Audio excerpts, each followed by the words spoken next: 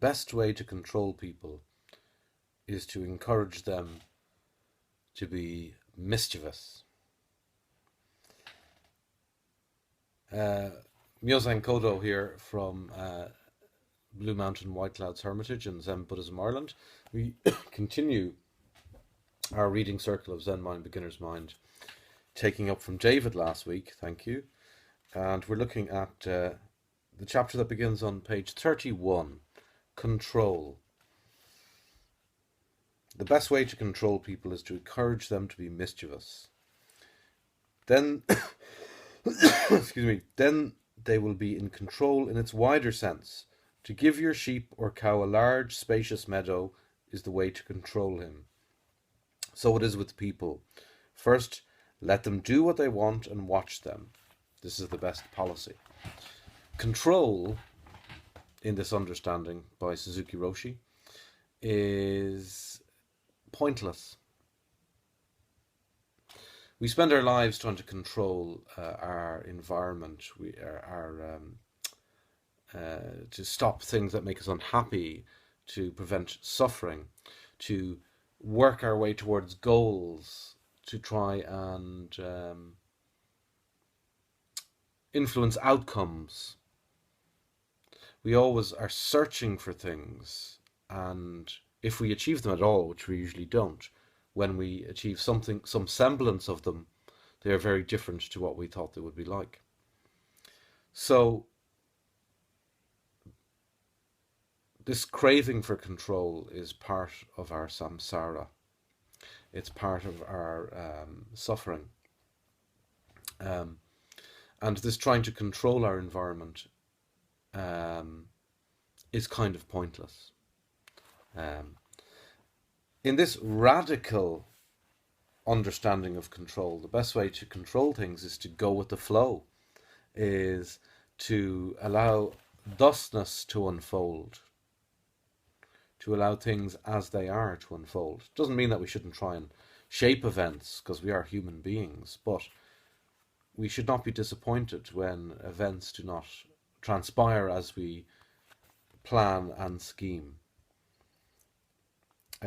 The same way works for you yourself as well. If you want to obtain perfect calmness in your zazen, you should not be bothered by the various images you find in your mind. Let them come and let them go. Then they will be under control. But this policy is not easy. It sounds easy, but it requires some special effort. How to make this kind of effort is the secret of practice. So, in our zazen, one would hope that we would give up this control. The struggle is given up. And that we give up our small mind to enter the realm of big mind, of Buddha nature, where we encounter things and ourselves as it is, or as they are. And this control is the control of events unfolding in the present moment as they are. In other words, it is beyond our personal small-minded scheming. It is big mind. It is Buddha nature. This type of nyose, as the Japanese call it, as it is. And Suzuki Roshi says it here. The true purpose is to see things as they are, to observe things as they are, and to let everything go as it goes. So in our zazen, we may be brought to the way-seeking mind by our own anxiety, our hang-ups, our stresses, the stresses and strains of life.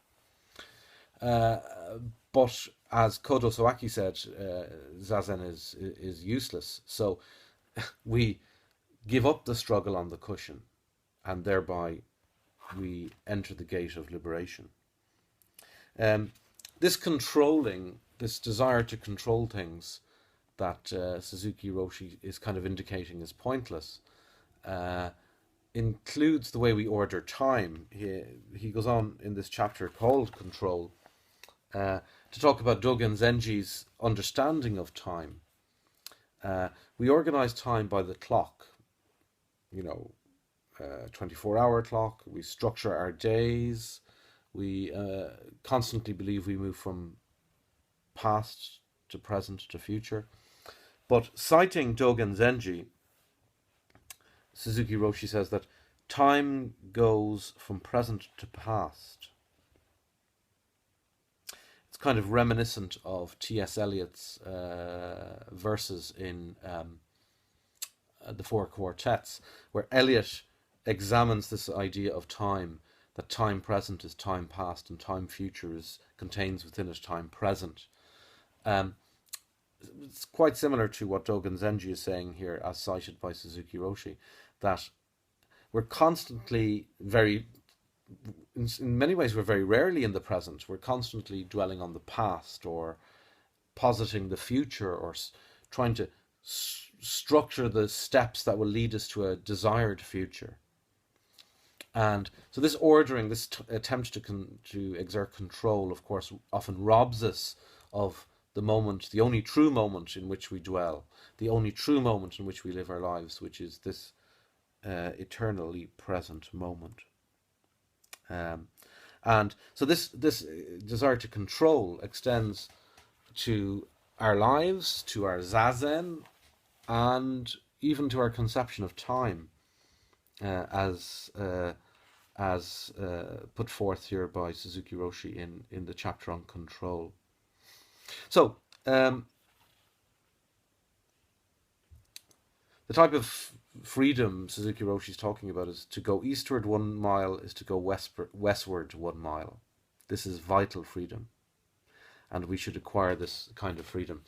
This is in many ways the Taoist flavor that Zen gathered in its journey, emergence from China, the natural unfolding of events, the natural unfolding of things as they are, the natural Tao or law of things.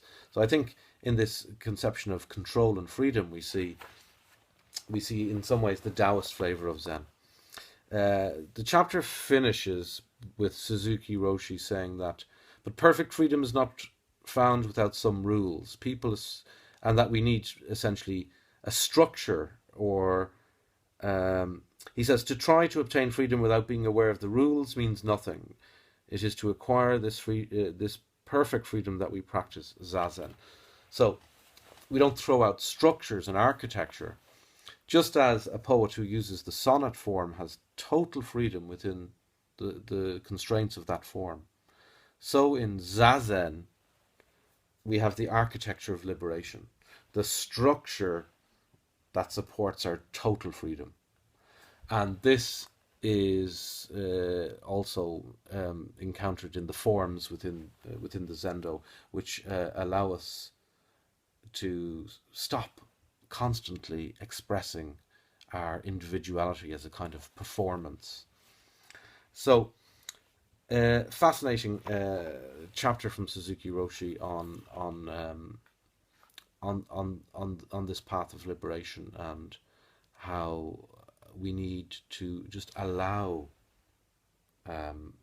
reality to be as it is, with our delusions about it removed. And this is our starting point of practice. So next week we'll move on to mind waves on page 34. So if anyone wants to take up that in our reading circle, then you can drop me a mail at myozankodo@gmail.com, myozankodo@gmail.com. You can drop me a message on the Facebook group Zen Buddhism Ireland as well, and we'll continue our reading circle from there. So thanks very much for your practice.